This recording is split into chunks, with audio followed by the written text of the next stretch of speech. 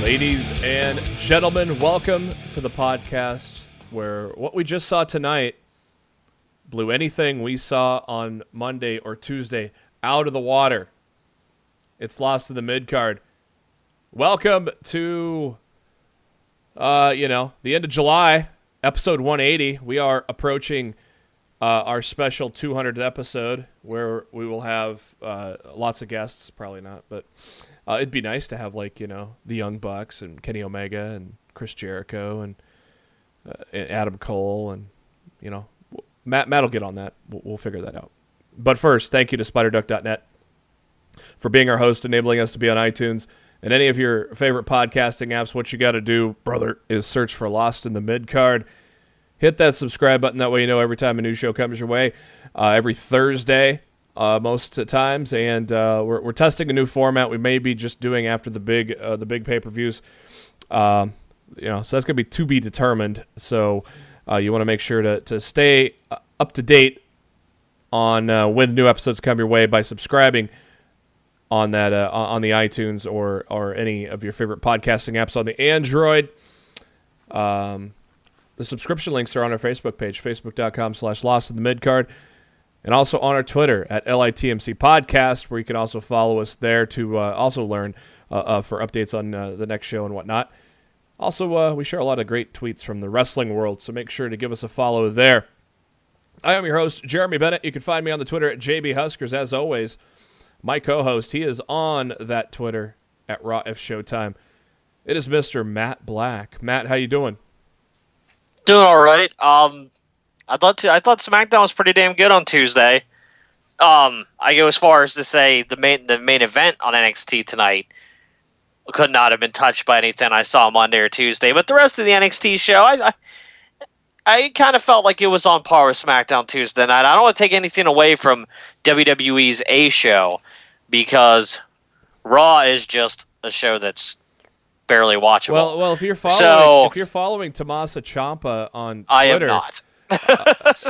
You should. His tweets annoy me. I do not follow him. He proclaims that NXT is now the A show. So, Raw and SmackDown Raw was again better than it has been, but again low bar. SmackDown was good. NXT was. I loved the interruptions after the end of the first match, and of course the main event was tremendous. And I mean that's really all there was. That's really all there was to the show. The fact that they had a title change. Yeah. So I mean, honestly, they knew they didn't have to, go balls to the wall for the rest of the program. No. It was basically two squash matches and the NXT Championship. Yeah. And also maybe a tease of a mini feud between Candice LeRae and Shayna Baszler. Something for Shayna to do on her way to Brooklyn. Exactly. We'll get into NXT. Actually, we're gonna get that. We're gonna cover that right off the bat, just because it's fresh in our minds. It was that championship match was amazing. We're gonna talk about that. It was really good. We're gonna talk about that. Was an NXT Takeover quality main event. It was on NXT TV, and it was really, really well done. And the first time the NXT Championship has changed hands during a regular NXT program in Full Sail since Bo Dallas beat Big E, which I believe 2015. That was a long time ago. That was the third title reign of the history of the title.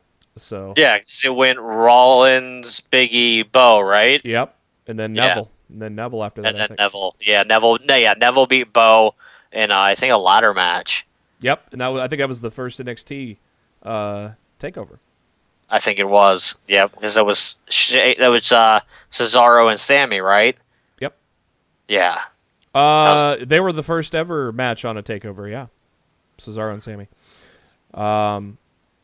Our friends at Hip Sports have allowed me to get on their airwaves on their app, Android and iPhone. Make sure you download the app. It's looks like it says Hype Sports, but it's pronounced Hip Sports. Is it really? Oh, this whole time I thought it was Hype Sports. Yeah, I know. But the bosses have confirmed with me that it's Hip. But wow, my apologies, Hip Sports. I totally thought it was Hype Sports. I think they may be rebranding to Hype though, just to eventually. We'll see. But I think they should, because that's exactly how it reads. Yeah. Because it's not like you boot up the app and goes Hip Sports, or something, so you know how it's pronounced. Yeah. Just looking at it, I was like, "That's Hype Sports." Yeah, that's what I thought it was. So, the gentlemen and ladies of Hip Sports have been gracious enough to bring me back for a third pro wrestling quiz, which is, as you're listening to the show tonight, Thursday night. It's going to be 7:30 Central, 8:30 Eastern. The prize, I believe, is $200, I believe, up for grabs if you can go 12 for 12. I'm still in the process of writing that. I've been a busy fucking man. July has been kicking me in the nutsack with busyness, and I don't think August is going to slow down much either. Except for the fact that I was going to say I'm not going out of state. But yeah, I am going out of state over SummerSlam weekend. So then I got my birthday. Then I got the CKY concert that I got VIP tickets for. That I'm going to have an absolutely awesome time. So yeah, August is going to be insane too. And then I'm in my 30s for my final year when I turn 39 at the end of August. So it's just been a lot of shit going on. So after Matt and I get done recording, I'm gonna finish the quiz, and so it'll be. I look forward to taking it. I missed your second one because I was at Ring of Honor. Yep, you were gone. Yep, and I was standing in line waiting to meet people, and I was trying to boot up the app, and like the signal in that building, I guess just because there were so many people in there trying to use their phones at once, I could not get that app loaded to save my life. Yeah, that's what happens when you get a lot of people in the same room, and yeah, that shit happens every once in a while. But so yes, the third edition is coming. I got the softball questions out of the way because, of course, you always start these things with softball questions. One, just to, get people's feet wet with the app. Two, there are bots out there. So, that's why we throw those softball questions out there. So I got some softballs out there, but I got some curveballs too. So Hip Sports, follow them on the Twitter at Hip Sports App. And, of course, Hip Sports. HYP Sports App. Yep. HYP Sports. Download the app as well. You'll get some free lives. Connect your Facebook. You get some cash because it's also they have their base game is kind of a card collecting fantasy type of game. They have baseball. They'll have NFL, NBA later on. They also do League of Legends. I look forward to it doing the NFL stuff this season. I definitely am going to play that. I haven't messed with MLB or anything. I'm just not knowledgeable enough of all the players to feel like I could put something together and actually do well. But when NFL rolls around, I'm actually really looking forward to getting on the fantasy on Hip Sports and playing around with that and see what I can do. Yeah, it's a lot of fun. It's a lot of good stuff there. And I don't know much about hockey or soccer, but they have a nice little best lineup option too. So, and it got collections, collections to add to get better rewards and stuff. It's a lot of fun if you're familiar with maybe like Ultimate Team stuff like that with Madden and NBA Live. It's a little up that alley, but also kind of a cross of fantasy sports. So it's really fun. But yeah, HYP Sports. That's on iTunes and Android.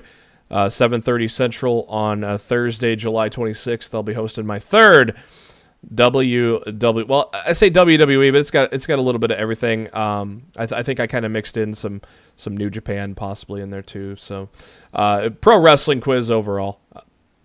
Sponsored. I mean, as it should be. Yep. I mean, there's more than just WWE out there. Yeah, sponsored by. You got Ring of Honor, New Japan, all that good stuff. Yeah, the first one was pure WWE. The second one I kind of mixed in a few more.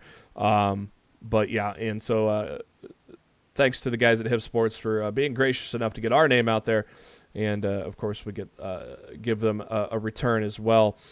So good luck if you're taking that quiz tonight. And turn up your audio because I'll be hosting that baby live at 7:30 Central. NXT tonight, again, we said not much going on, but a lot kind of went on. There weren't many matches. Adam Cole took on Cruiserweight Classic competitor Sean Maluda. Very quick match. Maluda, if you remember, he was the one that took on Kota Ibushi in the first round of the Cruiserweight Classic. Adam Cole got the win with the last shot. Adam Cole got on the mic afterwards and bragged about how he's defended the North American Championship all over the world. And he even gave a young, hungry upstart a chance. I think if this was live, he would have demanded his Twitter account back. That too. Who gave him that? Who gave him that chance? It was Adam Cole, baby. And yes, Adam Cole's Twitter got hacked, didn't it, Matt? I don't understand how WWE and Twitter have not used their flexing power to get this man his account back. I know. How long did it take Kevin to get his? Pete, normally when people get hacked, they normally have their account back within hours, it seems. Yeah. But this guy's had Adam Cole's Twitter account hostage for like at least 48 hours at this point. Yeah. Well, how long did it take for the reason for Kevin Owens didn't really get hacked. He switched his handle, and then somebody swooped up and took his other handle. It was kind of to play off the firing thing, but he got his back pretty quick, didn't he? Oh, actually, he had both. The person who took the other account was still him, from my understanding. Oh, okay. He was smart enough to. That's good. To lock it down. Kevin Owens is not a dummy. Dummy, yeah. Ricochet comes out and a gigantic ovation because the NXT universe realizes that it's probably going to be Adam Cole, baby, and Ricochet at NXT TakeOver Brooklyn 4. Some good back and forth. I'll tell you what, man. You didn't really see it much as Prince Puma in Lucha Underground, but I didn't see much of him outside of YouTube, outside of just watching pure matches. But dude could cut a promo, can he?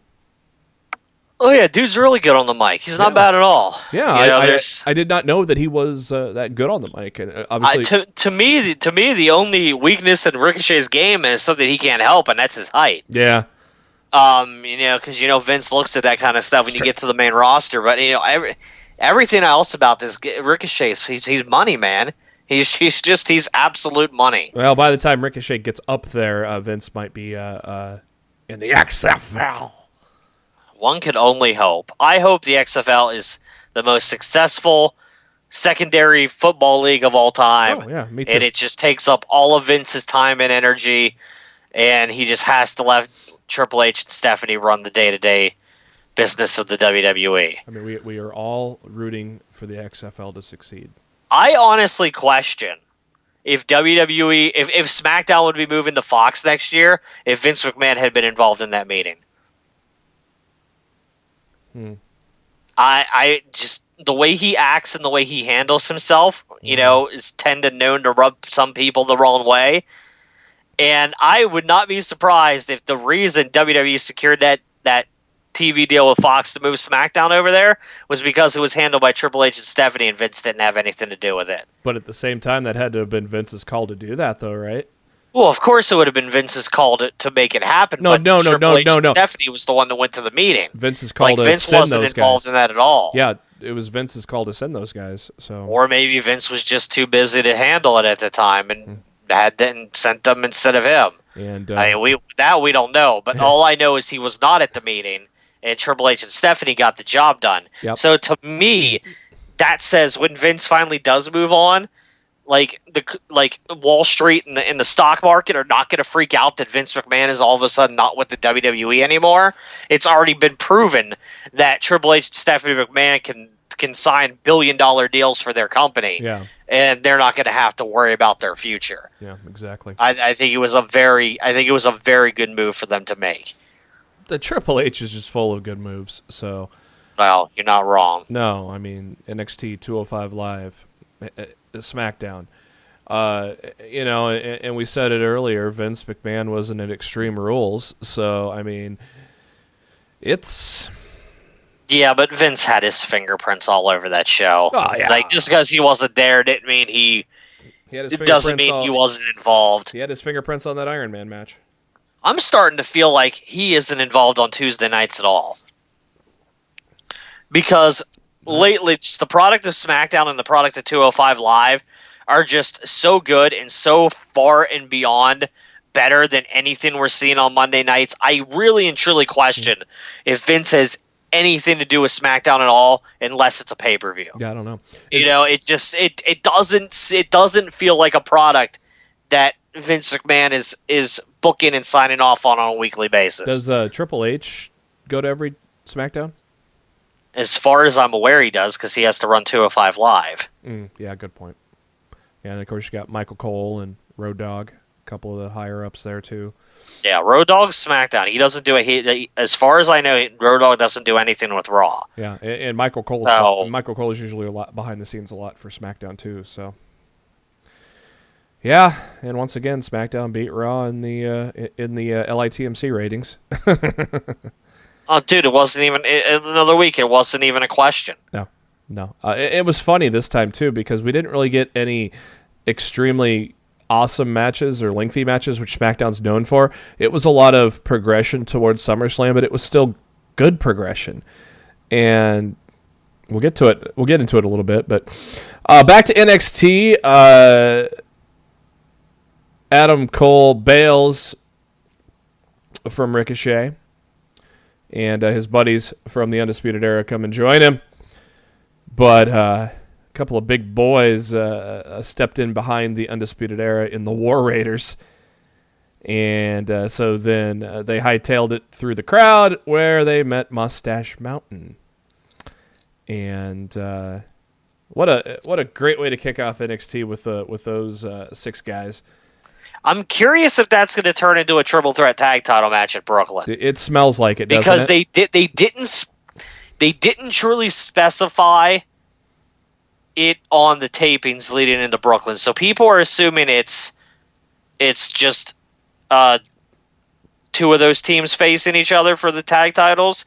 But something tells me I would not be surprised if we have a triple threat tag match at Brooklyn, and they do it through like a backstage segment or something. Yeah, and I was out of town for a concert on Wednesday, so I did not even partake in the spoilers except for one where Matt just couldn't hold it in. Well, that was because I could not. I spoiled it for you guys. That was because Ciampa fucking beat Black for the title.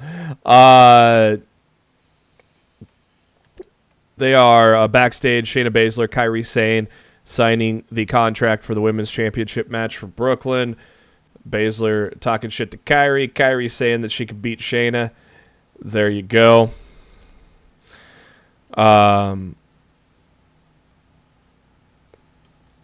Next week, EC3 will be on. He'll take on the Finest, Kona Reeves. Second match of the evening, Lacey Evans took on newcomer Tanelia Price. And I thought Tanelia Price...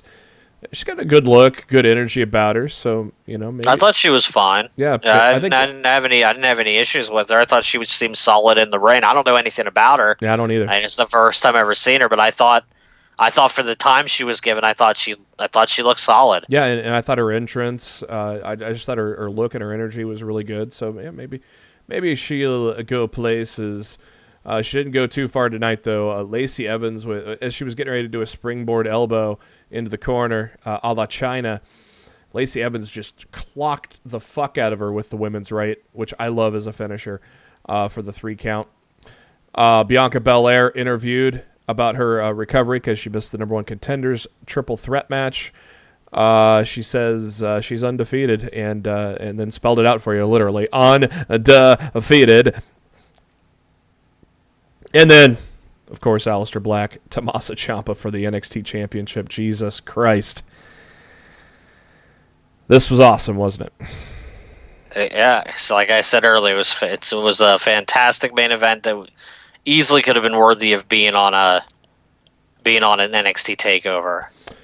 Drake Wuertz, of course, the referee of the Gargano-Ciampa match in New Orleans. He refereed this one. Took a nasty bump onto the concrete as, of course, Ciampa pulled up the mats on the outside, exposed the concrete.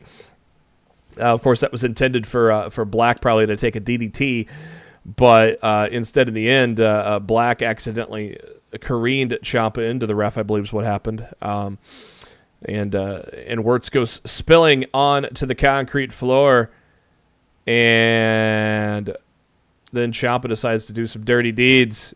He gets those dirty deeds done, but out comes Johnny fucking Wrestling. Fucking shit up. And Johnny trying to actually screw Ciampa over. Took the belt from Ciampa, the championship belt. But Ciampa was holding on to it for a little while. He was playing a little tug of war. Not as great as the tug of war between Brock Lesnar and Roman Reigns, but they played a little tug of war, which Gargano was not ready for. And when Ciampa let go of the belt, Gargano clocks Aleister Black with the championship. And that enabled Ciampa to get the 1, 2, 3 after hitting the gourd buster. And we have a new NXT champion, kids. Aleister Black no longer champion. Your new man. The man that doesn't even have an entrance theme. His entrance theme is booze. And I'm B-O-O-S, not B-O-O-Z-E. Tommaso Ciampa. Tommaso Ciampa is our NXT champion, Matt. Yes, he is. God damn. Aleister Black held the title for 102 days. You wonder where that ranks. Not high. 1, 2, 3, 4, 5, 6, 7, 8, 9. 10th longest reign of all time at 102 days. Just a hair over Nakamura and just a hair behind Samoa Joe. Of course, the longest reigning NXT champion of all time, Finn Balor, held it for 292. And he had surpassed Neville, who had it for 287. I mean, all signs are probably pointing to a triple threat match, right? At Brooklyn? Or is that TBD still? No, I know the essential card for Brooklyn. Do you really want me to answer this question? Yeah, well, no. Johnny Gargano just tweeted, "I screwed up. I caused this mess, but I swear to you I'll fix it. Sometimes mistakes have the power to turn you into something better than you were before. I have to be better. I don't know how and I don't know where, but I promise I'll make this right. I just have to."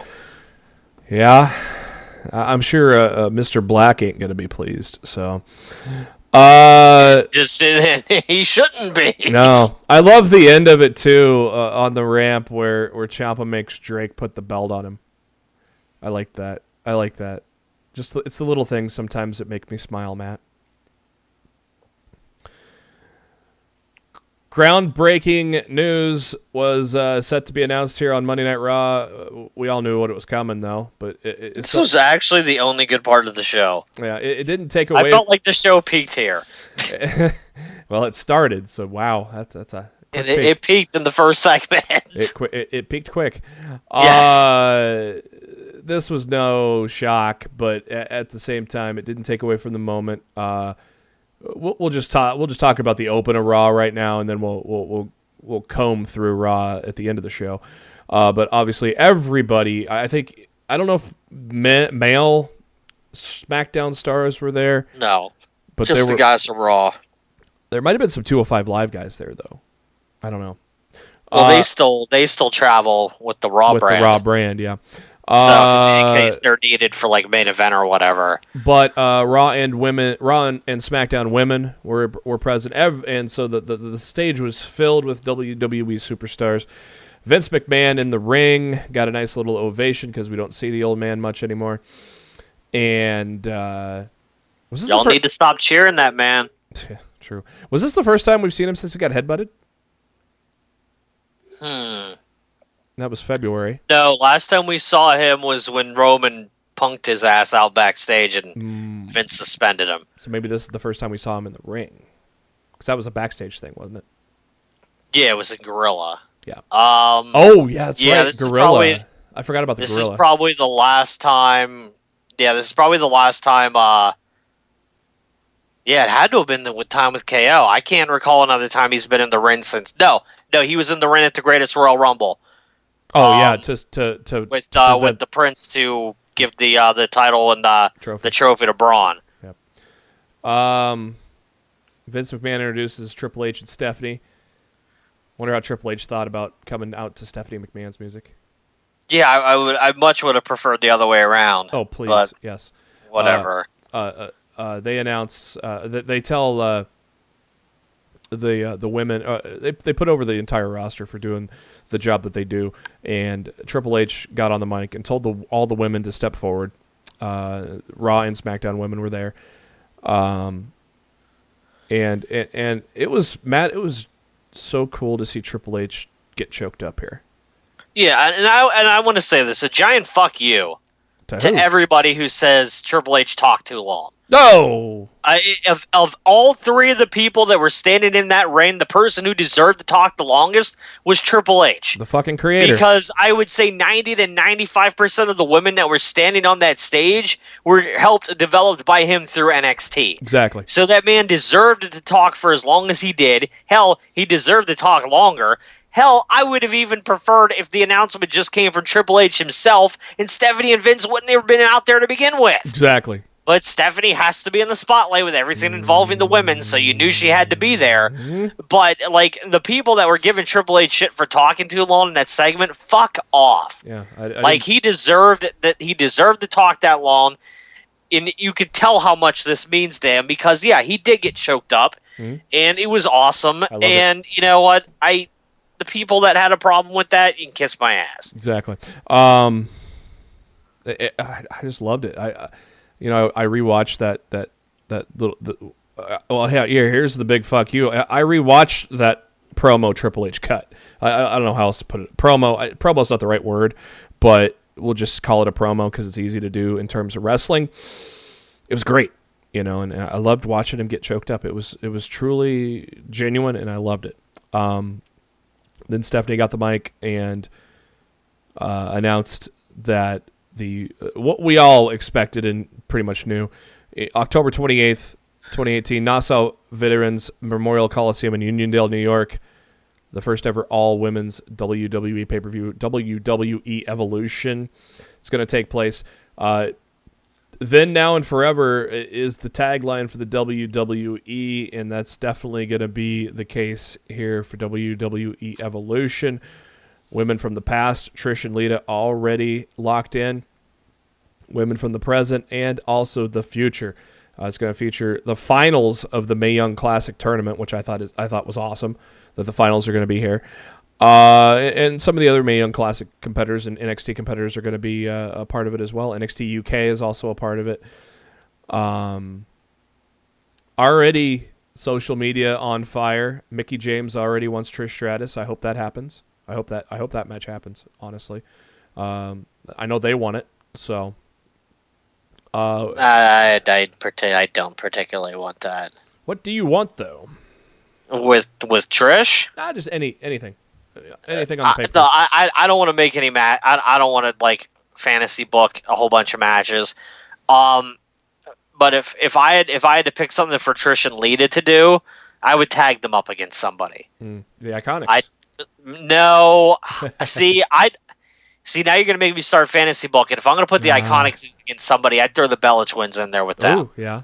Oh, I'd throw Trish and Lita in with Mandy and Sonya. Oh, that'd be good too. One woman I forgot, Beth Phoenix is also is confirmed to be a part of the event as well. So, but it's gonna be a great show, and I gotta give props to my sources, who told me that this event was going to be in October. Mm-hmm. But yet everybody online was reporting September. It's September 30th was the date, and blah blah blah. You guys y'all got the venue right, but my guy was telling me, October. This show's going down in October, and then TLC magically got moved. And yeah, and it was absolutely dead on. So I know you're listening. Props to you. Thank you for, continuing to trust in me, and I'll continue to trust in you. And I don't know who this is because Of course you don't, because I don't tell people my sources. Widely regarded as a win for Impact Wrestling. Rumor on the street is I did not get a chance to watch it, as again, busy as hell. But I did do my homework. We'll get to that in just a minute. Slammiversary, a success, Matt. I would certainly say so. I would definitely feel it was probably one of the best pay-per-views that company's put on in the last 3 to 4 years. What are your thoughts? Maybe longer. What are your thoughts on? Top to bottom, it was a really solid show. If you're a good fan of wrestling, I definitely recommend checking it out. What are your thoughts on Brian Cage's X Division champ? I wish he would have moved at the end of the match and didn't almost cost Evan Bourne his career. Yeah, Matt Sydal or whatever they're calling him now. I saw that gif. Like it seriously seemed to me like he was going. The finish was he was going to go for the shooting star. Cage was supposed to move, and then when Sydal splatted, he was supposed to pick him up for the Steiner screwdriver and get the win. But he didn't move, and Sydal tried to miss him and almost killed himself in the process. Yeah, his feet clipped the ropes on the shooting star. Yeah, well, because he tried to miss him. Yep. He should fuck it, dude. You're not gonna move. I'm just gonna land on your ass. He should have just landed on him. It's not like it's gonna hurt him too much. Yeah, it's just like that kind of stuff. That I was very uncomfortable with the finish of that match. Were you surprised that they didn't give the Knockouts Championship to Miss Josh Matthews? No, because I don't think she's signed to a full-time contract with them right now.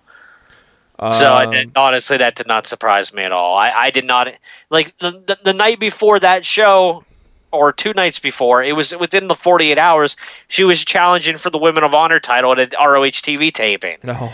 So there was no way I thought that there was a chance she was winning that title. How did Tessa Blanchard look against Allie?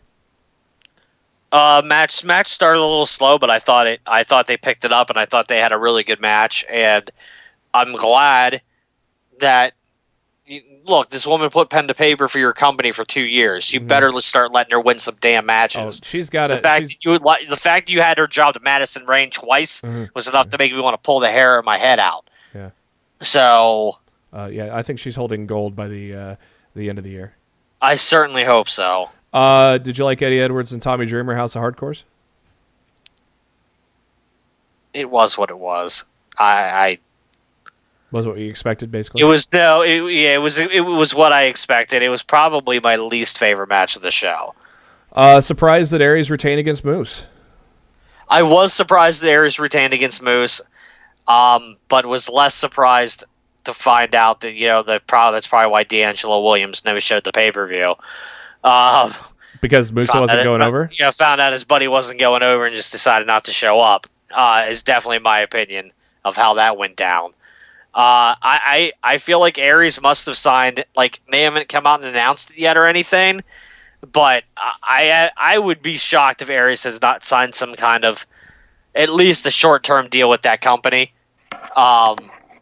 Because, you got Moose locked in. Yeah, and you think... you can put the title on him and start building on somebody you're contracted to and signed for Aries to go over and clean, nonetheless. Yeah. I just feel like they had to have signed him to something that we don't know about yet. Yeah, and I predicted Moose to win because I figured he's the company guy. This is his time. I definitely thought the pay-per-view was ending with a Moose title win, and I thought Aries was going to go sign with Ring of Honor, and we weren't going to see him in Impact anymore. But clearly, I was wrong. Yeah. So. Well, all right.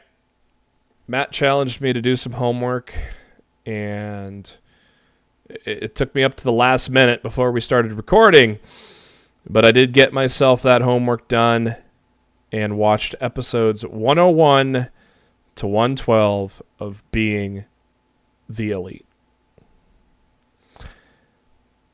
And Matt gloated at the fact that I actually listened to him for once. Finally. Matt Jackson liked my tweet that I apologized for being late to the party. Yeah, I have noticed that Matt is much more active on Twitter than Nick is. I applauded Frankie Kazarian, Scorpio Sky, and Christopher Daniels because every time they appear on Being the Elite, I laugh my ass off. This is the worst town that I have ever been in. SCU! I love your cadence of Scorpio Sky there is very good. Very, very, I like it. I like it a lot. SCU! Is the SCFNU, is that a new shirt? Yeah, that's a new shirt on Pro Wrestling Tees. I like it. I like it a lot. So I'm not gonna run down the last 12 episodes, but I'm gonna go over some highlights that I loved, just because, as Matt said, this show's fucking great. I mean, it's so good. You know, it's fucking great. Where do I begin? I don't know. I don't know. Let's begin with Adam Page, who killed famous dick wrestler Joey Ryan. Or did he? He may not be dead for all we know. Because remember they said that there's no body. So yeah, there's no way he's going to end up being dead. Yeah. Page becoming a complete nutcase is just entertaining as hell, isn't it?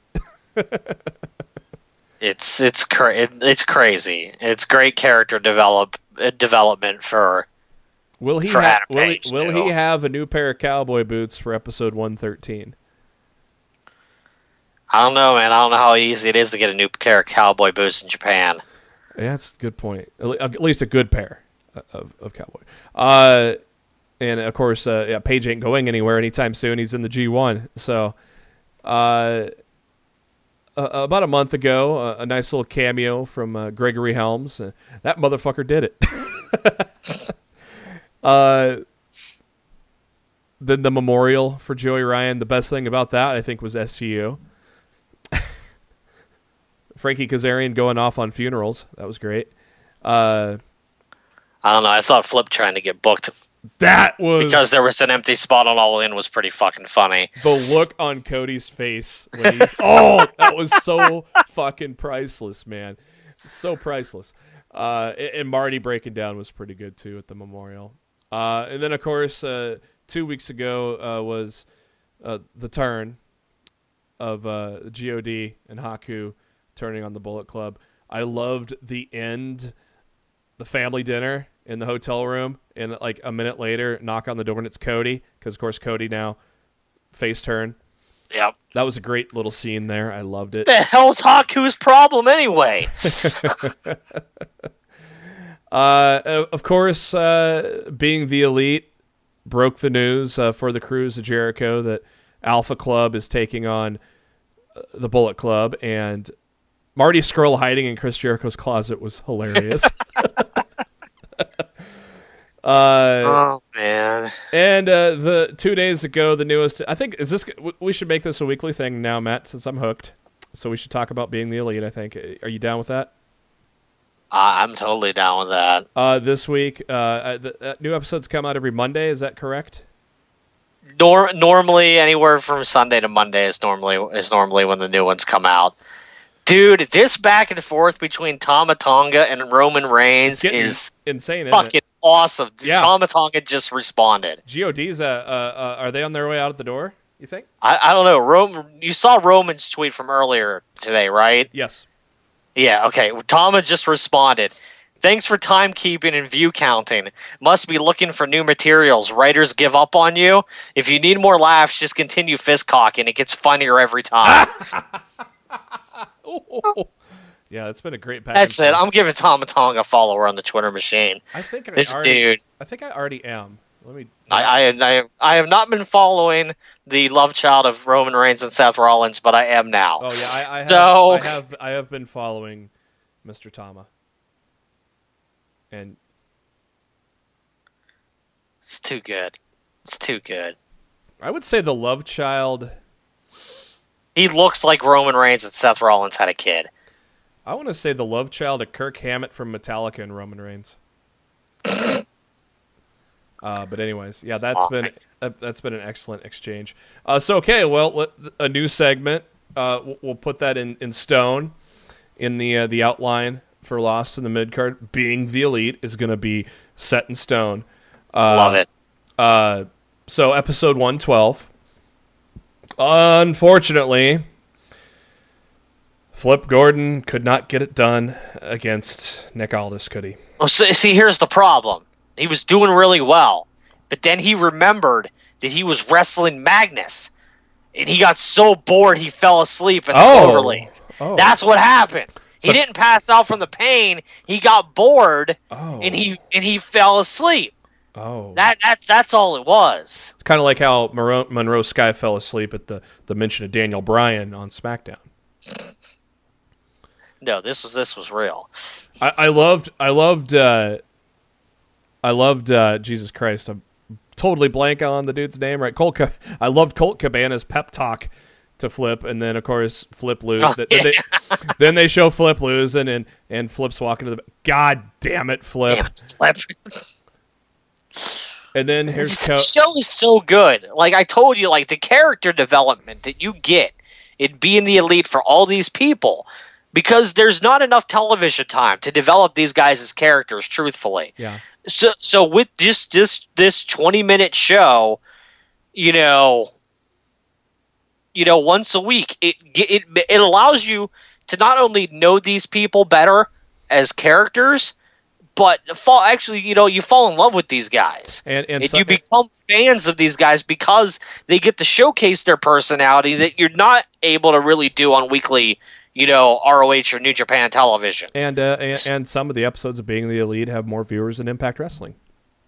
Miz and Maryse has destroyed Impact Wrestling's ratings. That's coming up later. Yes. So.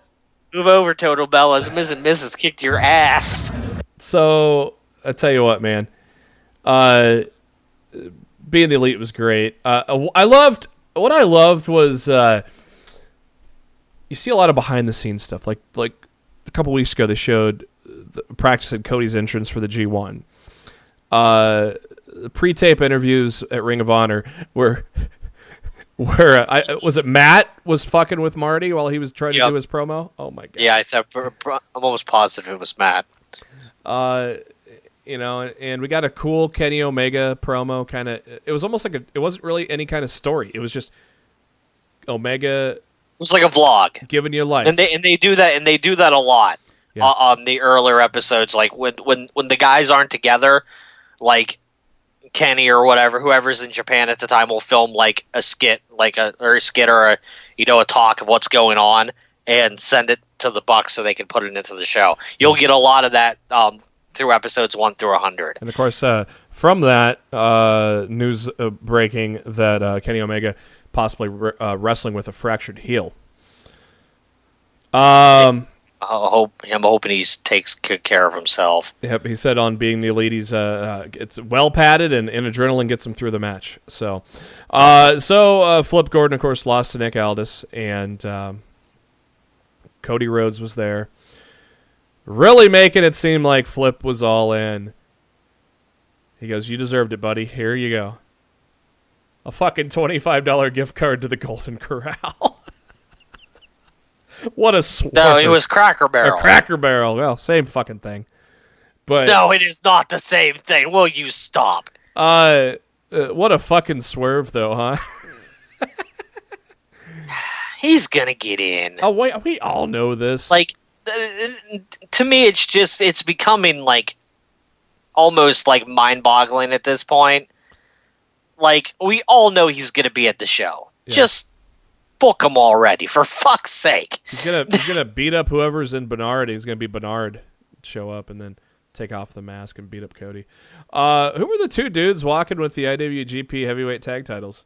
Was one that was Best Friends. That was Chucky and Beretta. Okay. And they don't remember the Super Kick Tag Team titles. Yeah, vaguely.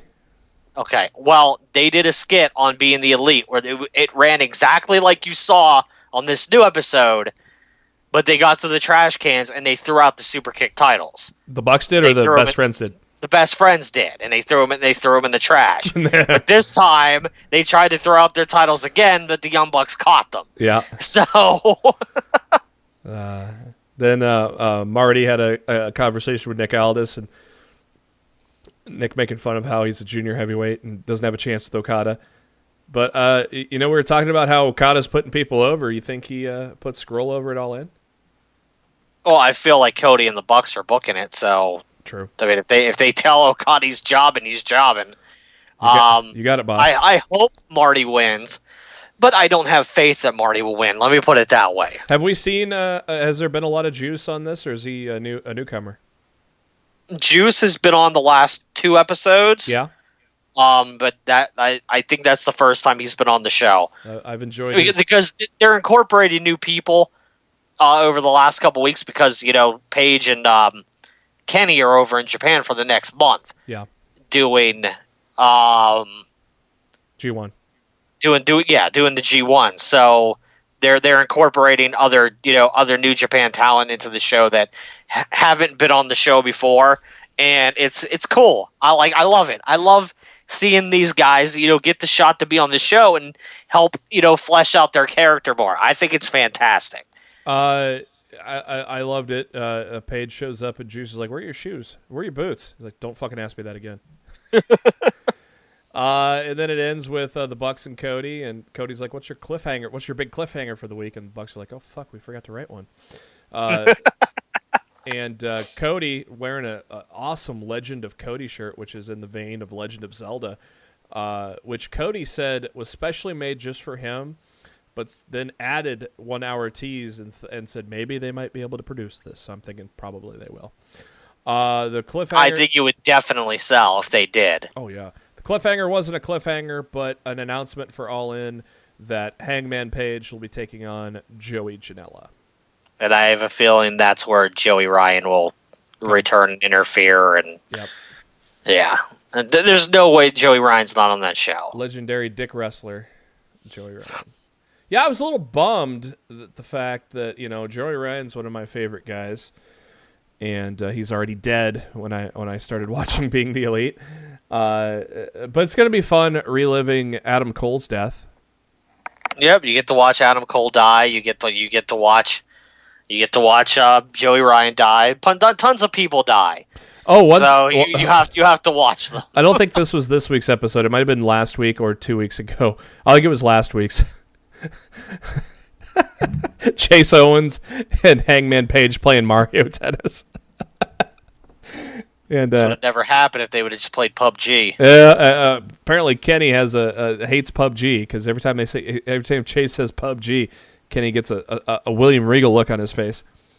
It was so funny when Adam Page wanted to play Fortnite and Chase Owens looked like he wanted to kill him. All right, that's my look I give to you every time you tell me you're playing Fortnite. I'm Chase Owens and you're Adam Page. I fucking love Fortnite. God damn it!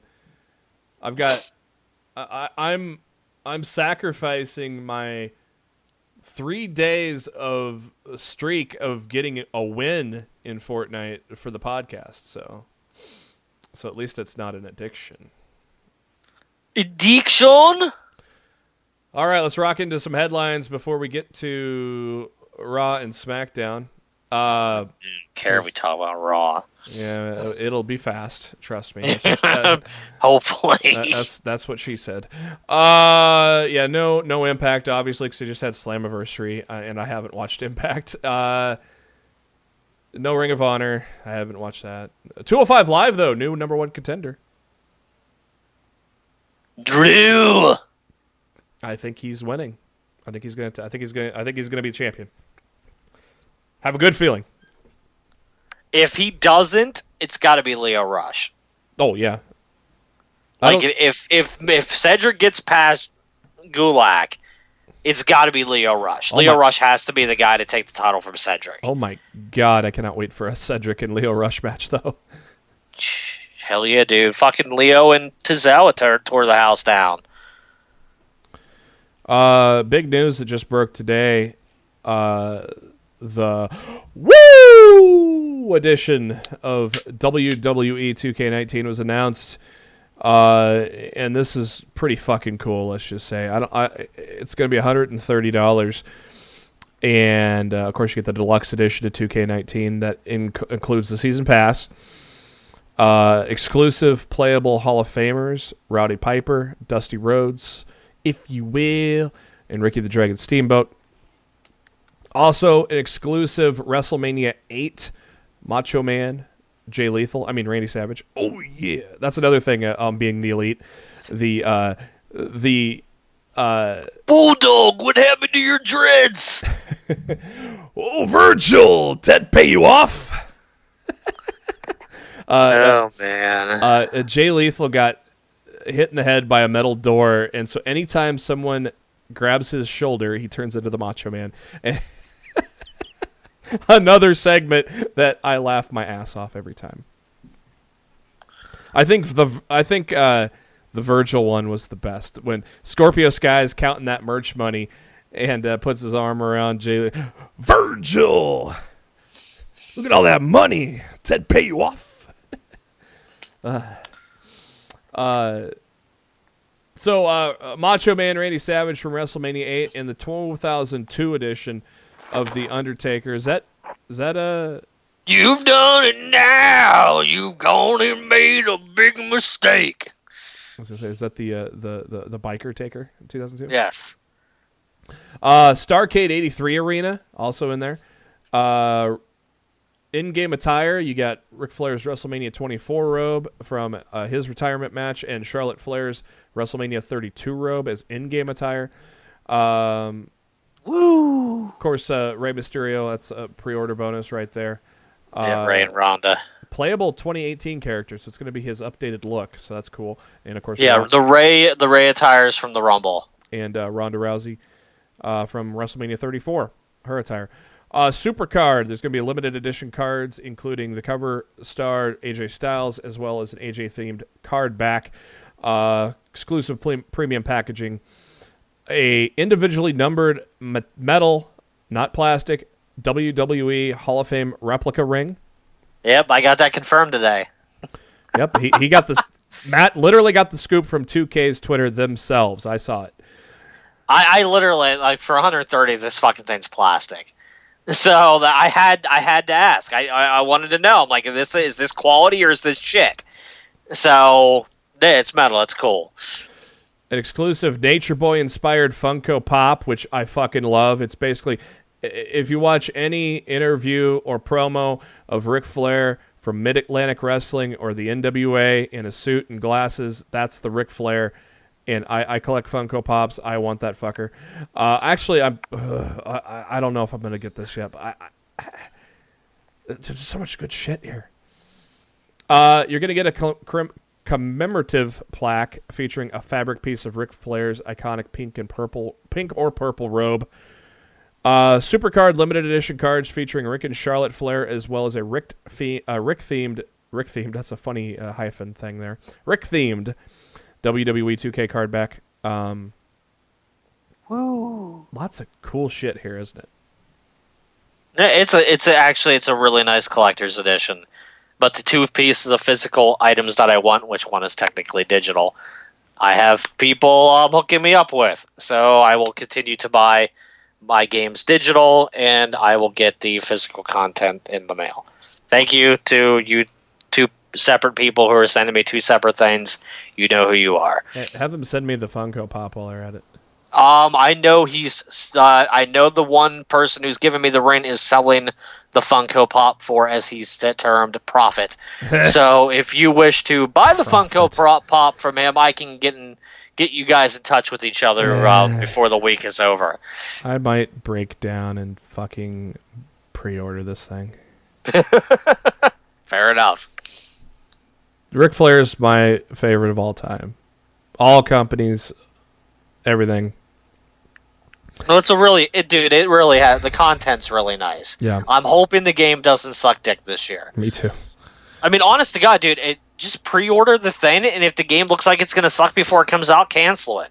Yeah, and then on top of that, I might get back. Because a lot of places don't even charge you until it ships. Oh yeah, exactly. And on top of that, maybe I'll get back into Supercard. Who knows? I kind of got bored with it, but. Back to more headlines. Mae Young Classic competitors announced Kavita Devi, of course, the first woman from India to compete in a WWE ring. She was also in the first Mae Young Classic. She'll make her return. Also announced from last year, Mercedes Martinez, Mia Yim are going to return as well. Killer Kelly, not sure who she is. Are you familiar with her, Matt? I am not. Crystal, who is Filipino star Vernice Gabrielle, was also announced for. They announced her, but then they took her name off. Oh, did they? Yeah, so I'm not sure if she's hurt or they weren't supposed to announce her yet or what. But yeah, I found that very weird. They announced her, then they unannounced her. They didn't go like we're taking her off. They just like magically deleted her from the list. So it was weird. Luchadora Zeus is also in. A girl I like in NXT UK is Isla Dawn. Yep. I like her. New NXT signee Lacey Lane. And the big surprise out of all this, which was just this was my biggest surprise. From Ring of Honor, Karen Q. Who was just recently on Ring of Honor television. Mm-hmm. So that was my biggest surprise. When I heard that, I'm like, oh damn, okay. Didn't see that one coming. But that's pretty cool. So, Ring of Honor lost another good talent out of their women's division. They're dropping like flies over there. According to the USDA website, Brock Lesnar has already been tested once since re-entering the testing pool. He's planning to fight DC Daniel Cormier in 2019. Word is the test was done sometime after July 11th. Following his match at MLW's Battle Riot, Rich Swann was taken to the hospital via ambulance, which was believed to be a bad concussion. Which it was. And yes, and then the update was that bad concussion. He was home in Florida, was not at Slammiversary. He was supposed to be in a four-way with, I think... Impact, Ishii, and... Petey Williams. No, Petey replaced him. Oh, Petey replaced him. Okay. Who was the other guy then? Now you got me blanking. Who was the other guy? Oh, Phoenix. Oh, okay. Had to think. His brother made Sami Callihan go bald. Thank God. Now he looks like Mini Lars. Ring of Honor. Honor Club continues to add stuff for you. A DVD I actually own, Tyler Black, God's Last Gift, is the compilation is on Honor Club now. So lots of good Tyler Black stuff. Of course, if you don't know who he is, it's Seth Rollins. But let me just tell you some of the matches you can look forward to here. Austin Aries, Bryan Danielson, Nigel McGuinness, tagging with Jimmy Jacobs to face Steen and El Generico, Jerry Lynn, a match with his former tag partner Jimmy Jacobs. Lots of good shit there. I own the DVD, so pretty cool of Honor Club to add that stuff to it. I mean, that's exactly what Honor Club should be. They should be continuing to add their DVDs and all their old events and stuff like that. That's exactly what this should be about. It should be ROH's version of the WWE Network. Eventually all of your content should be up there. So I like that they're continually adding stuff like that. San Diego Comic-Con happened over the week. Any interesting news in regards to WWE and Mattel? I wouldn't say interesting news, but no, just a whole bunch of new figures coming out. They look good. I wouldn't say anything mind-blowing was announced. Broken news from Being the Elite, this week's episode. Cody Rhodes is returning for Season 7 of Arrow, and that's where... that was revealed at Comic-Con. Oh, was it revealed at Comic-Con? Okay. Yeah. He also in the Season 7 trailer for Arrow, he's in it. And they showed him in the trailer, hanging out, getting ready for filming. Should we talk about ROH 6-Man? I don't know when that's going to hit TV. Okay. I mean, they just did the world title change on TV this weekend, so... We'll keep it quiet then. I feel like that's going to be weeks until we see that on TV. It was announced Impact Wrestling's next pay-per-view is Bound for Glory. It's going to be in the Melrose Ballroom at Long Island in Queens. Same place MLW held Battle Riot. Which airs Friday. Yep. On BN. The venue holds 800 to 900 fans, so they should easily sell that out. And if they don't, they have a major problem. A little bit. Congrats to Elias. Walk with Elias, 4-song EP, has been released on Apple Music and Spotify, Google Music, and all that. I have not had a chance to listen to it yet, but I liked what they did with the promotion of it on Monday. I thought that was kind of funny. If you follow Lillian Garcia's Chasing Glory podcast, Seth Rollins is the latest guest on there as well. WWE is going to release a new book chronicling the build to WrestleMania 34. It's going to be called Creating the Mania. It's going to be an inside look of how WrestleMania comes to life. It's going to be done by John Robinson, who I believe used to work for ESPN and covered WWE for ESPN a couple of years back. I think it's pretty cool. I don't. Would it be something that interests you, Matt? Yeah, it might be cool. It looks like it's going to be like how it gets put together from start to finish, which is a year long process. So it's funny. You know who the publisher is for those books? You're gonna laugh. Not off the top of my head. You're gonna laugh at this. ECW Press. That's the name of the publisher. Because of course it is. Yeah. I think that's the same John Robinson. I don't know if that would be any other John Robinson. So I don't know. There's a John Robinson that just recently followed me on Twitter. It might be the same guy. As I just mentioned, BN Sports, check your cable satellite providers. BN Sports airs the great blossoming promotion of MLW, Major League Wrestling. 2-hour Battle Riot special airs this Friday. I have stayed away from almost every spoiler except I think I know one. That might not even been at Battle Riot. I don't know.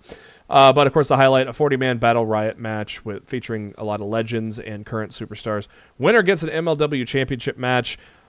Over the top rope, pin or submission gets you eliminated. MJF takes on Joey Ryan as they're going to create a new middleweight champion.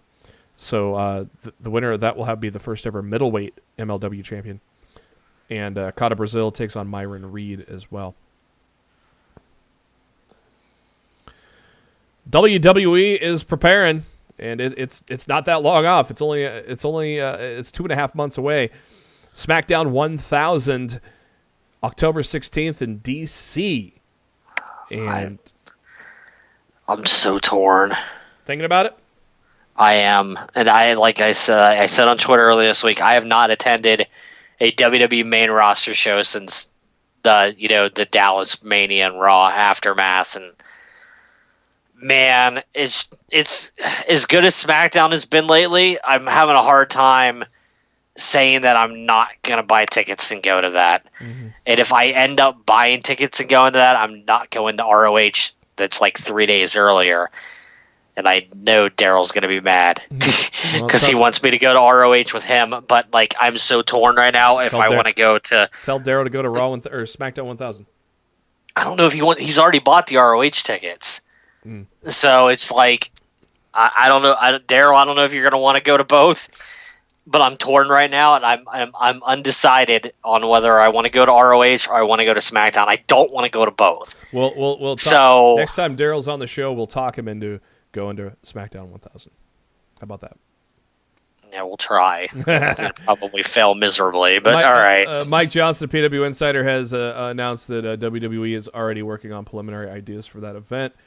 Though Raw 25 wasn't as great as it should have been, Raw 1000 was amazing, so hopefully SmackDown 1000 is good as well. Yeah, and they're not gonna do anything stupid with SmackDown 1000 like they did with Raw. They're not gonna put it in 2 different buildings or anything dumb like that. I just think it's gonna be a really fun 2-hour show full of guest people and and stuff like that. That'll be fun and entertaining. And I've never seen 205 live in person, so. That would be kind of cool to watch that too. So I'm just, like I said, I'm really torn. on whether I want to do ROH, that weekend, because it's like that Saturday, and then that Tuesday, like 4 days later is freaking SmackDown 1000. It's just why'd you have to put the shows so close together? And you might get a Cruiserweight Championship match there. That might be Leo Rush and Cedric, or whoever and Drew. You might get a title match out of that 205 Live too. It's very true. WWE has filed the trademark on July 17th for Starrcade. Obviously, the biggest NWA Jim Crockett promotion pay-per-view. The funny thing is there were people thinking that was going to be the name of the women's pay-per-view. Oh, my God. And I was laughing at them. Like, you fucking morons. They're not going to do that. No. They can't do that. That's going to be the women's pay-per-view. My turn to sigh. Matt does it all the time on the show. My turn to sigh. Updated lineup as of current. As of basically the last being the Elite for All In. NWA champion Nick Aldis takes on Cody. Roan. Cody's got to win that. He damn well better. As we previously mentioned, Kazuchika Okada and Marty Scurll. Joey Janela, Hangman Page. Also set to appear a lot of people. Rey Mysterio. Yeah, a lot of people. Rey Mysterio, Kota Ibushi, The Addiction. No Scorpio? SCU! You know why Scorpio's not going to show up? Because you know what Scorpio has to say about Chicago, right? I'm not doing it again. Come on! I set it up, and I haven't put you over with how well you did it the last time. Because Chicago, this is the worst town that I have ever been in. I just cannot wait to get back to Southern California, man. SCU! SCU. Stephen Amell, who did not kill... Who I think is going to be facing Christopher Daniels. Oh, I think that's definitely getting set up, yeah. That's my opinion. That's where I think they're going. Stephen Amell did not kill famous Dick wrestler Joey Ryan. He's been cleared. Tessa Blanchard, Pentagon Jr., Phoenix, Britt Baker, Jay Lethal, and Chelsea Green. Oh, man. All In's going to be fun, baby. So, I have never heard of Ring Warriors, but they are... Neither have I. They are have secured a TV deal on WGN America. Yeah, I can't imagine Ring of Honor is very happy about that. TV tapings are going to be on 8th and 9th of August in Sam's Town, where ROH likes to go. Let's go over some names I might have heard of before. Wes Briscoe, Michael Tarver, he was in Nexus, Santana Garrett, Chaz. Who was Chaz? Jesus. The Hot Shots, which is Chase Stevens and Cassidy Riley. Luke Hawx, I know him. Has his own promotion. Yeah. Lucha Underground star Marty the Moth. I know him, of course. Yeah, this does not sound like anything I'm going to be interested in. No, I will stick with MLW. Thank you. Yeah, there's too much wrestling on TV right now as it is. I cannot add yet another promotion. A lot of people got rich on Monday. Can you blame them? No. Kevin Dunn sold 122,000 shares. George Barrios sold 120,000 shares. Stephanie Levesque sold 17,000 shares. Paul Levesque sold 17,000 shares. Yes. The stock was at an all-time high at $82.92 on Monday, so a lot of execs unloaded. Yeah, and I don't blame them one bit. No, and I'd have done the same thing. And the unloading did not hurt the stock at all. It dropped a hair, but as of business close on July 25th, $81.28 actually earned a little bit today, up 33 cents. So yeah, I was interested to see within like the couple days following all that unloading if it was going to hurt the stock at all. It didn't affect it one bit. Not one bit. The plot thickens for Matthew Riddle as PW. Dude, he's NXT bound. Yeah. PWG announced on Monday evening that Matt Riddle is not going to be at Battle of LA, and Trevor Lee will be in his place. Yep, he's coming to NXT. Which is good because I like the dude. So I've only seen him work a couple times. What I've seen, I've enjoyed. So I really liked his match with I think it was him and Austin Aries in House of Hardcore. Yeah, like I really liked that match. Yeah, I think that's one of the ones I'm thinking of too. First Twitch match. I think the first Twitch show. It was definitely. I definitely watched it on Twitch. Yeah. This is kind of cool. Mike Johnson put this together yesterday. This is pretty cool. If you have a Hulu subscription, current pro wrestling content that's currently on Hulu. Baywatch, the movie's on there with Dwayne "The Rock" Johnson. American Gladiators. Oh yay! Baywatch was pretty funny. I liked it. American Gladiators, which was the reboot in 2008, hosted by Hulk Hogan. Bipolar Rock and Roller, the Showtime documentary on Mauro Ranallo. Steve Austin's movie, The Condemned. Legendary, a movie starring John Cena. No Holds Barred, starring Hulk Hogan and Zeus. Over the Top, the old arm wrestling movie that Terry Funk appears in. And then, of course, a bunch of WWE stuff, obviously. And, of course, if you the Rundown's on there as well. And so is 12 Rounds 2, starring Randy Orton, who doesn't like earlobes. He doesn't like anybody. Ratings, Impact Wrestling dropped a hair, 275,000 this week. So some of the Being the Elite episodes are beating that by sure. The season finale, I believe, was this week. The season finale, Total Divas. No, maybe that's next week. Total Bellas. I think this season finale is this Sunday. Yeah. So it has not been a good season. I have not enjoyed it at all. I have not watched a minute of it. Honestly, I've fast forwarded a lot of it. It hasn't been good. The ratings are the best it's been in the series. So some people think it's good, I guess. The suckers that think that this isn't kayfabe. Oh my God, they're not getting married. The second to last episode got some more viewers, up to 610,000 for the week. Raw audience dropped. They lost about 100,000 people. 2.78 million for the week. Third hour, not a terrible drop-off. They lost 100,000 from hour 2. It's been worse. SmackDown Live got a boost because, well, that's the A show. So after nearly dropping below 2 million, they have gone 3 straight weeks of increases. And so in July, they've gone to 2.01, 2.18, 2.29, and now up to 2.34 million. The A show is the A show, and so people are finally realizing that, and so their ratings are going up. And, wow. Last night's debut episode of Miz and Mrs. brought in 1.47 million viewers overnight. Huge numbers for that. Awesome! I fucking loved it. That show was it was so hilarious, wasn't it? I loved that. I loved it. It was really funny. I loved it. Obviously, very, very much enjoyed the show. It was a great reality show.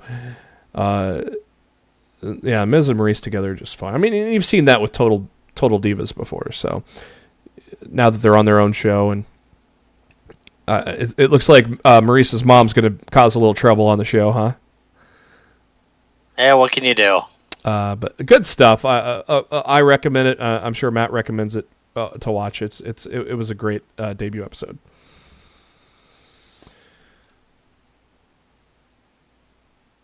Stephanie McMahon did a Q&A with Sky Sports recently on if women's tag titles are coming. And she said, not quite yet, but that's absolutely something we've heard loud and clear from our fan base. It's something we're keen on implementing as soon as we're able to, which would be probably around October. No, she didn't say the last few words, but probably around October, right, Matt? She seemed to imply that they wouldn't be around in time for the pay-per-view. But I think that's the perfect time to debut them, so what the fuck do I know?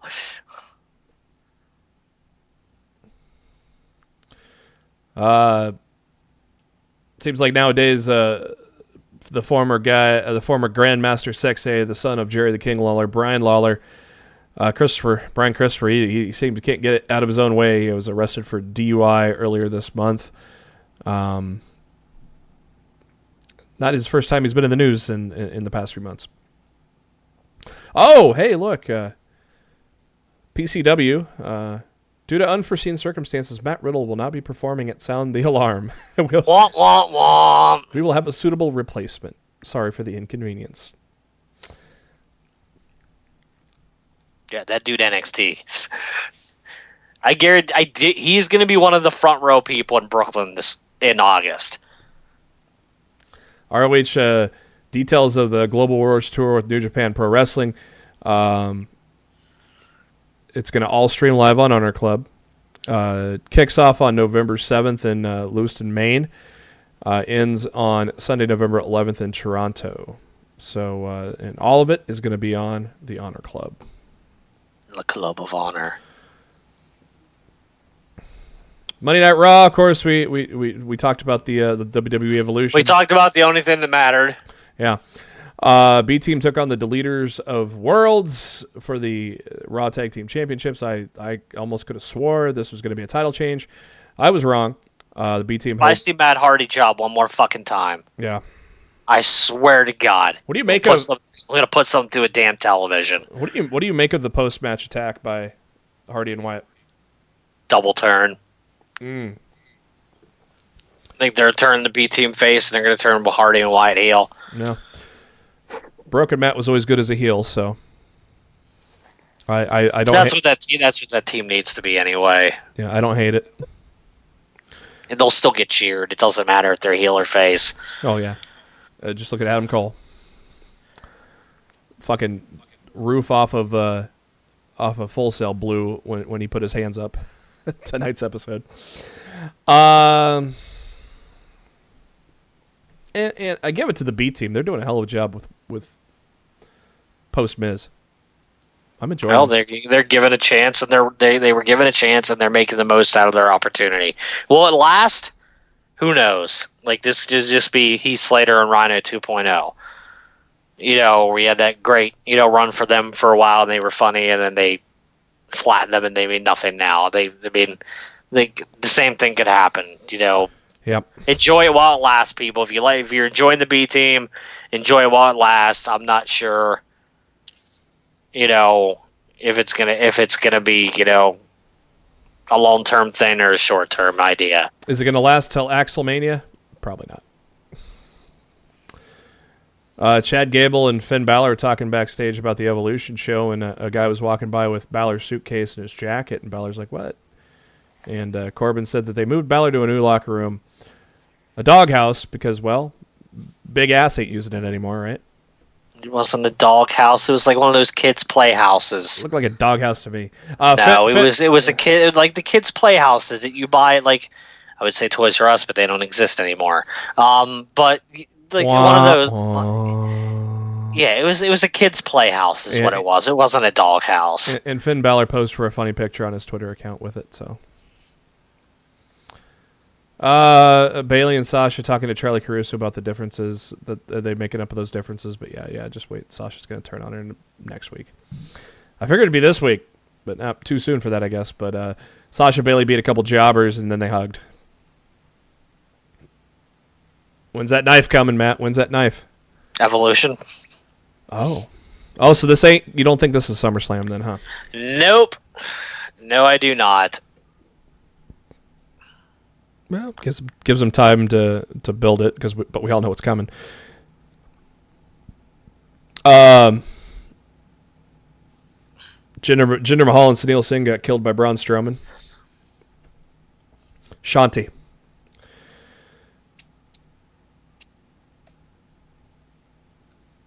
And then Mickie James took on Natalya in a match I wish lasted a little longer than 4 minutes, but that's all we got. Kind of funny, Matt. I don't know if you noticed this, but kind of funny was Mickie James' attire. That too. I don't know what the fuck that was, but I don't know. Kind of funny. We got the women's Evolution announcement, and then every women's match on the show was like 3 minutes. Yeah, but they crammed like 3 or 4 women's matches into the show just to prove a point. True. So when you throw that many into one show, they unfortunately all suffer from, lack of time due to that. I think there were more women's matches on Raw Monday than there were men's matches.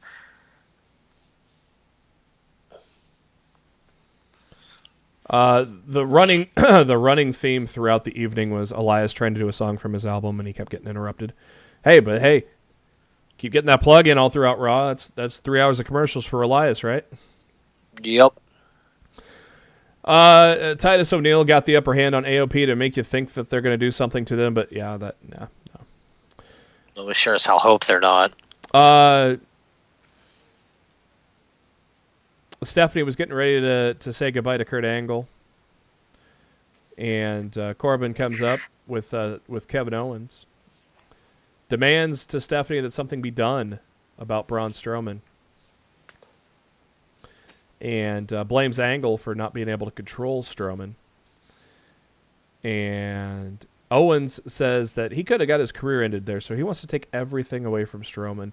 He wants to face Strowman at SummerSlam. And if Owens wins by pinfall, submission, countout, DQ, no matter what, he gets the Money in the Bank contract. Angle thought it was absurd, but Stephanie liked it. So Kevin gets the match. Owens tried to hug Steph, but remember when he tried touching her before and she didn't like it. So he's like, "Oh, that's right." So he hugged Corbin instead. We are going to know how the main event of SummerSlam is going to end by the result of that match. If KO wins, I think Roman wins and KO cashes in. If Braun wins, I think Brock's going to win and Braun's going to cash in on Brock on Raw the next night. So I think we're going to know the result of Brock and Roman just based on the result of KO and Braun, which I would not even be surprised if that opens the show at SummerSlam. Yeah. And I have zero disagreements on that booking right there. So, Mojo Rawley beat Tyler Breeze again. Apparently, they're setting up Mojo and Bobby Roode for the pre-show SummerSlam. Vomit. Finn Balor, Drew McIntyre. We wanted more, but instead we got a DQ and Teddy Long coming out to make a tag match. But I mean, outside of the women's Evolution pay-per-view thing. This is probably the highlight of Raw. I enjoyed Rollins and Balor working together against Ziggler and McIntyre. What about you? Yeah, I thought the double segment was fine for what it was. Honestly, I'm so sick of Seth and Dolph already. Oh yeah, and then we're getting it again. And we're getting it again at fucking SummerSlam. It's just like, oh my god, could you at least made it like a fucking ladder match or something? I had a weird booking idea that came to mind tonight. Dolph retains against Seth at SummerSlam, and he's sitting there. He's bragging in Brooklyn the next night at Raw when Aleister Black's music hits, and Aleister Black defeats him to become the Intercontinental Champion. Not a chance in hell. You're out of your mind. Yeah, if I was booking the show, Drew McIntyre would be taking the title off of Lesnar at SummerSlam. So, no, he should at least been in the match with Lashley on Monday. Oh, that'd have been a fun one to watch too. That's exactly what the match should have been. It should have been Drew and Lashley. Lashley should have went over. Ember Moon took on. Instead, we're being force-fed the same old bullshit that Vince McMahon's been feeding us for the past 3 years. Yeah, I get it. You're telling the story that Roman finally breaks through against Roman, but it's not the story we fucking want. Like, I just wish Vince wouldn't have been so fucking petty about Punk's title reign and just fucking let Roman win the damn title at the Mania. So we wouldn't have to be going through this shit and still going into SummerSlam. Like, this should have been over months ago. But Vince being a petty, petulant child to fucking ruin SummerSlam along with WrestleMania. I mean, if he's going to be a petty child, why don't you just give that reign to AJ Styles? Because that's the actual title that has that reign. Styles would have to hold that title going into early 2019 to pull that off. And I don't know if he's going to hold that title for that long. I don't think he's walking out of Brooklyn. I think Joe's winning that title. I would like to see that. I don't know if it's going to happen, but I would like to see that. Ember Moon took on Liv Morgan, and again, I'm going to give praise to Liv Morgan. She is continuously improving in the ring and is still better than Carmella. Ember Moon got the win back after Sarah Logan defeated her last week. I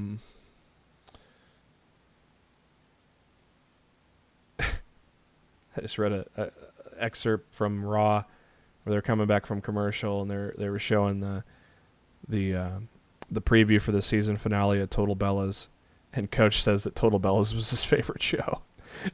that flashed me back to the time. Oh my god! That flashed me back to the times where King would like put over the band whose theme was the pay-per-view and be like, "Yeah, those are the best band in the world." Like, yeah, King, you've probably never heard a song.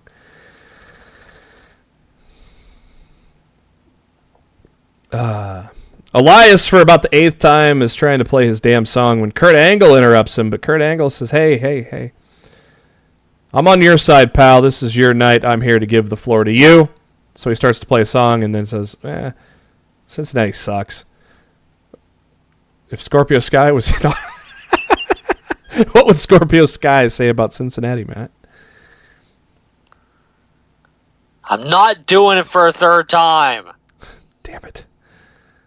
Main event, Reigns Lashley, a good match, good 18-minute match, a solid match, predictable booking, predictable outcome. Actually, I honestly not that predictable. I could have almost put money that it was going to be a no contest and give us a fresh match, but man, I guess we should have known better, right, Matt? You should have known. Should have known better. All right, let's go to the A show. SmackDown Live this week is live from Evansville, Indiana, episode 987, so 13 away from the big 1K. The show kicks off the only way it should kick off with a limo pulling up and Miz Maryse, and who we thought was Maroon Sky, coming out, and because this is the Miz and Maryse's night. I would still assume it was. Oh, you think it was still? I think it was his kid. Okay. I don't. Well, fast forward to the end of the show where Miz says that it was an actor because he doesn't want to bring his kid to this godforsaken town. What would Scorpio Sky say about Evansville, Indiana? Shut up. Randy Orton kicks off the show. God damn it, Matt! I missed the old heel Randy Orton, and he delivered a good heel promo here. You got him back now. Awesome promo, I thought. I always kind of hate when they go to the well that they're turning heel because they aren't getting respected, but it kind of makes sense because it kind of lines up people for Randy. Everybody that us fans put on a pedestal because they were an indie darling or put paint on their face or jump off cages, So he's obviously going for our favorites, and hell, AJ Styles is probably going to be on that list. It'd be interesting if they ever turned Samoa Joe face and had him feud with Randy Orton too. Do you think this is the start of you think this is the start of a streak to get him back to the WWE Championship sometime down the road? Not soon, but I have no idea. Or do you think this is him putting over people? We'll find out at SummerSlam. Yep. I'm already excited. I'm enjoying the Randy Orton Jeff Hardy feud. It took a few notches up when he stuck his finger in the earlobe. That was uncomfortable. And then a great promo by Randy this week. So Andrade Cien Almas took on Rusev. This is a feud I could get behind just because you got Zelina Vega and Lana. So I wouldn't mind revisiting this.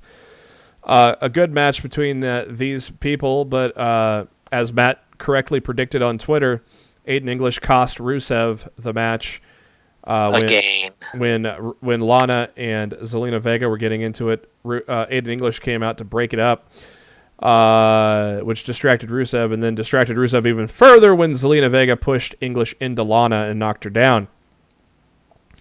Rusev got distracted and then walked into the hammerlock DDT as Andrade Cien Almas got the win after 9 minutes. After the match was over, Rana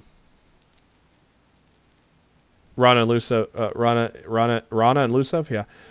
and Rusev obviously disgusted with English, but as we see in a backstage segment, Rusev thinks maybe that they're both not good enough for Rusev Day. So, you still think we're in that same direction? Rusev English? That's certainly what it looks like to me. Or are they gonna kiss or make up? Come on. I don't want them to break up. Hey, Too bad. Hey, good to see R-Truth back in WWE ring. Good to see his entrance. Always love his entrance and stuff.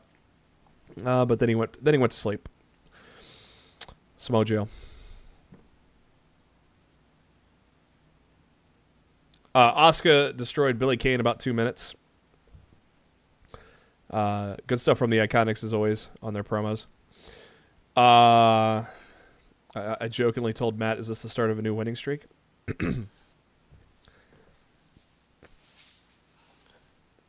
Shinsuke Nakamura with a great promo on how Jeff Hardy was so close to beating him, and mocked the ear injury. Nakamura is so great. Who do you think's going to challenge him? Well, clearly Hardy's going to be wrapped up with Randy. Yeah,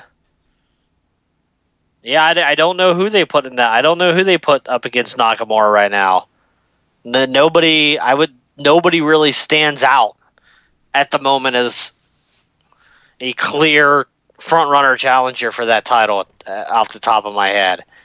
I would have to sit down and look at the roster and figure it out, and clearly we don't have time for that right now. No, but I got the roster pulled up right here. I'll have an answer next week. I'm combing through it real quick, looking for like a baby face that's been on a roll. Trade Bobby Roode back to SmackDown. Problem solved. Yeah, please. Should have never moved him to Raw to begin with. Raw, where careers from SmackDown go to die. See Jinder Mahal and Bobby Roode. I mean, seriously.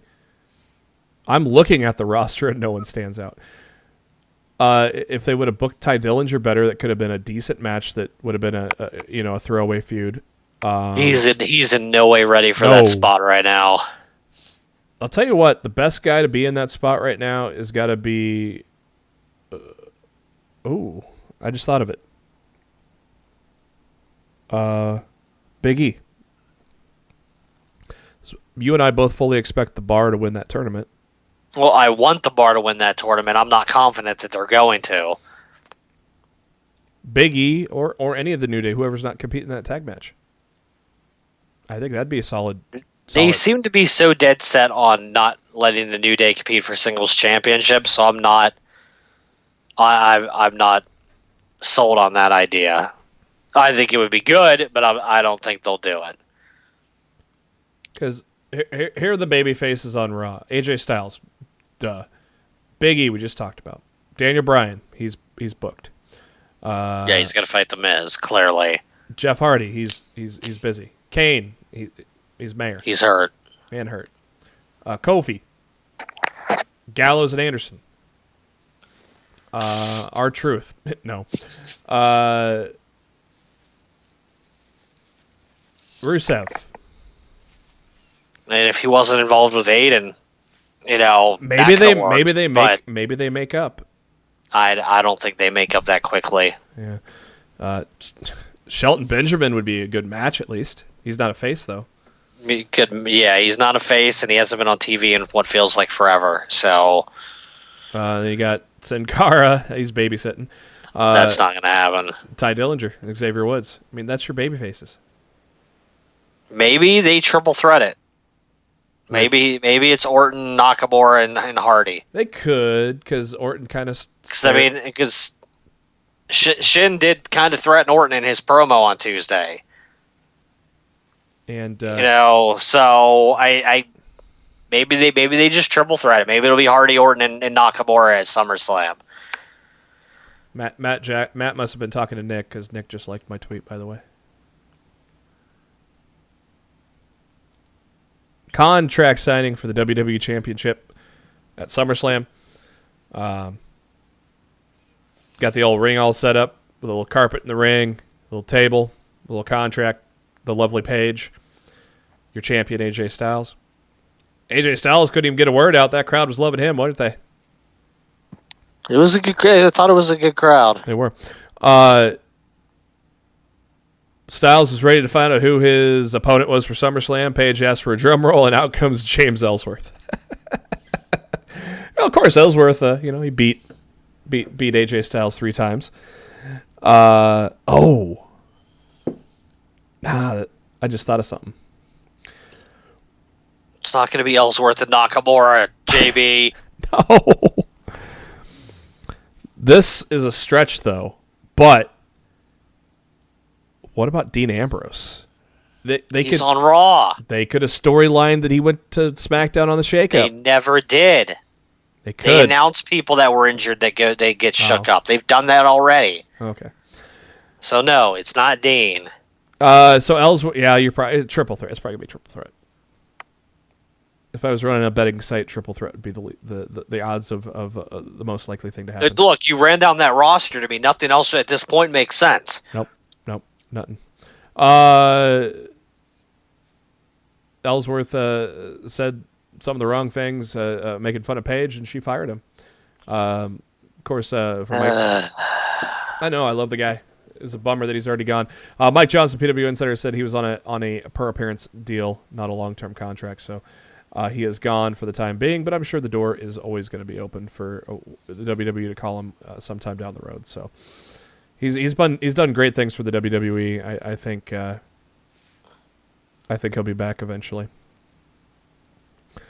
While all that was going on, AJ Styles is looking up the ramp like a dumbass and not looking behind him because we all knew when AJ Styles was staring up the ramp that he was going to get hit from behind, huh? I mean, that's wrestling booking 101.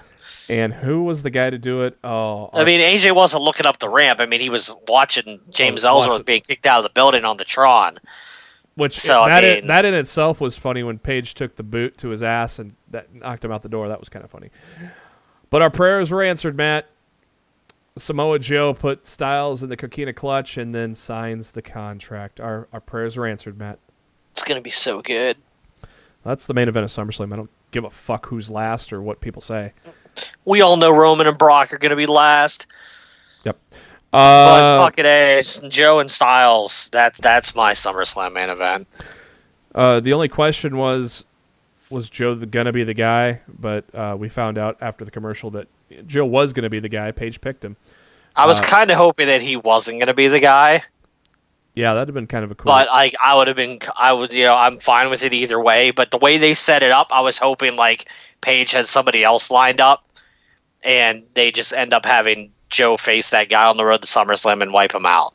Like that's what I was hoping for. I'm like Joe just took the number one contendership into his own hands because motherfuckers won't give him a shot. That's what I was hoping it was. But yeah, they didn't do that. I like Joe talking to Paige and then doing the phenomenal pose. Joe's awesome. Then Paige comes, or Carmella comes up to Paige, bitching about Ellsworth, and Paige called him her boyfriend, which she didn't like. She bragged about who she beat and how she's going to beat Becky Lynch now. About that, Becky Lynch slaps on the disarmor in 7 minutes to get the victory, and I fully expect Becky Lynch to win the title at SummerSlam. I think I've been saying that since... Well, I haven't been saying Becky Lynch wins the title at SummerSlam since Asuka got beat. I have been saying Becky Lynch is going to be in the title match way back when, but now I definitely truly think that... The only thing I would caution on is they foreshadowed something in the backstage segment with Paige and Paige and Carmella. When Paige told Carmella that Carmella is money, you can buy yourself a new boyfriend. Mm. So I'm just like, do they debut somebody else that's Carmella's second at SummerSlam to cost Becky the title? If they don't, Becky damn well better go over. Fuck, the booking ain't doing them any favors right now. Give that to Ty Dillinger. Oh, that'd be awful. I'd feel so bad for him. At least he'd be on TV every week. But he is on TV every week now. I'd rather not be on TV than be Carmella's manager. What do you think of the possibility of him and Truth tagging? Yeah, I mean, I know you're not doing backflips over it, but you think it's kind of cool? To me, it's no different than like what Slater and Rhino would be doing right now. They're not going to get over that way. No, it does no favors for Dillinger, and Truth is Truth. So yeah. I mean, Truth. You haven't seen. Honestly, Truth. that tag team does nothing for me. You haven't seen Truth since WrestleMania. I mean, he's a busy man with his music career, anyway. So he's kind of on the downswing of his career too, because he's later 40s, I think, isn't he? 47 or something like that. I think so. Yeah. The first match of the tag team tournament to determine who faces the Bludgeon Brothers at SummerSlam. Big E and Xavier Woods from the New Day take on Alexander Wolf, Killian Dane from Sanity. The Usos are at the commentary table, and it was announced that the Bar will return to face the Usos next week. About fucking time. Yeah, you know how Sheamus has had the stenosis kind of health issues. I wonder if he just it's time off to rest and kind of try to get over that a little bit. Though you can't really truly get over spinal stenosis, but yeah, I don't know if that was the reason or not, but I feel like they've been off TV for forever. Yeah. So it's nice to have the Bar back, and to me that they should be the no-brainer challenges for the Bludgeon Brothers, but I don't know. We'll see where they go. We've already seen the other two chapters, New Day and Usos, so yeah, it only makes sense to have the Bar. I fully feel like the Bar is going to beat them. So, then the end of the show, it's the premiere party for Miz and Maryse for their new USA Network show, and they come out to the ring, and Miz is carrying Monroe Sky. We all know that he's not. You could tell there was no real baby in that from the second he came out. Yeah. I know. And plus, it's a little loud in there, so you probably don't want to bring a baby out there, anyways. So yeah, we all knew that there was no baby, but King Maxwell came out in the Impact Zone. He's a king, and he beat Drake Maverick. So how do we know Monroe Sky isn't a queen? True. Mixed Match Challenge 2040. Yeah. I wonder what episode of Lost in the Midcard we'd be on by then. Oh my god. The fact that I'd be pushing 60.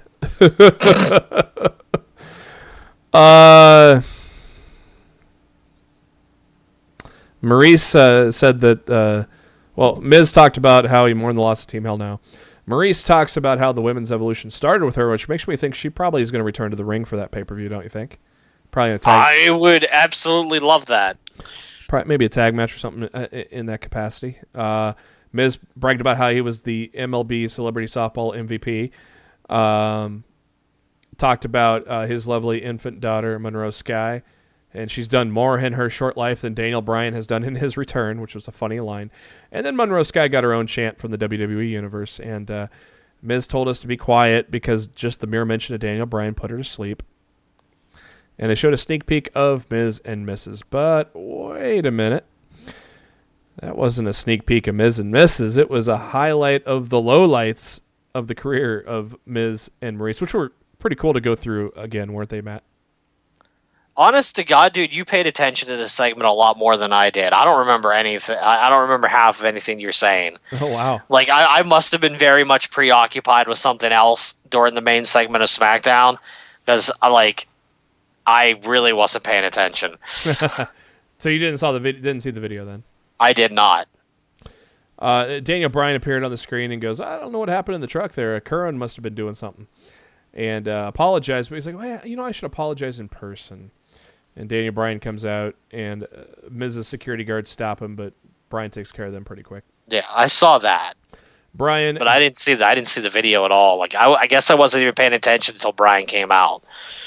Bryan got in the ring, and Miz tosses the baby, a la Gene Snitsky, or as Matt said, or as Rebby tweeted, Rebby Hardy when she tossed the fake baby to Jeff. It's exactly what it was exactly what I thought of. I did not think of Snitsky. I thought of I thought of Snitsky. I thought of Rebby and the Hardys with the fake Maxwell. I thought of Snitsky just for the fact that I wanted Daniel Bryan to punt the baby. But nope, the baby toss was a distraction. Brian's like, what the fuck? Oh, this is fake. What the hell? And he walks into a skull crushing finale. Miz says the baby was an actor backstage, and there's no way he'd bring the baby to a city like this. Says, if you want to see the baby, tune into Miz and Mrs. on the USA Network. Goodbye, good night. So, a good segment, I thought, Matt, to further a feud we've been all looking forward to. So I thought it was a well-done ending to SmackDown Live. You agree? What I saw of it, yes. Yeah, we'll just talk about from Daniel Bryan on, from what you saw. Yeah, but honest to God, I must have really zoned out, and I must have been doing something else because I don't remember all the stuff you were running down. I'm like, I don't remember any of this. The video was great, though. I didn't see the video. I wish maybe I'm gonna go on WWE on YouTube after we get off of here and see if they have that up. Yeah, it showed it showed Miz and Maryse. It showed Miz fucking up when he was the host of the Diva Search. He was trying to tell people to call the number, and then a bunch of other parts of their careers where things didn't go their way. So it was pretty funny, pretty funny trip down memory lane. Well, that's gonna do it for this edition of Lost in the Midcard, and thank you all for listening, and thank you to SpiderDuck.net for being our host, enabling us to be on iTunes and any of your favorite podcasting apps. What you got to do is search for Lost in the Midcard. Hit that subscribe button. That way you know every time a new episode comes your way. Every Thursday, most Mondays after a WWE pay-per-view, which that schedule will be to be determined. So in order to know when a new episode comes your way, just make sure to get a subscription there. And also you can follow us on Facebook at facebook.com/Lost in the Midcard, on the Twitter at LITMC Podcast. And speaking of Twitter, follow Hip Sports, HYP Sports app, Hip Sports app, on the Twitter. Download Hip Sports, that's HYP Sports, on Android or iPhone. I'm going to be hosting my third wrestling trivia quiz tomorrow. About $200 probably on the line, split between all the winners that can go 12 out of 12. And also turn up the volume because I'll be hosting the show as well, so make sure you tune in for that. Matt's on the Twitter, Raw F Showtime. I'm on the Twitter at JB Huskers. Give us a follow as well. And before we ride off into that sunset, Matt, what are your final thoughts? I'm not looking forward to Brock and Roman again. I'm really, really not. I don't know who is, but Vince. Yeah. Where's my baby oil? Him and him alone. For Matt Black, Jeremy Bennett, thank you for tuning in to Lost in the Midcard. We'll catch you next week.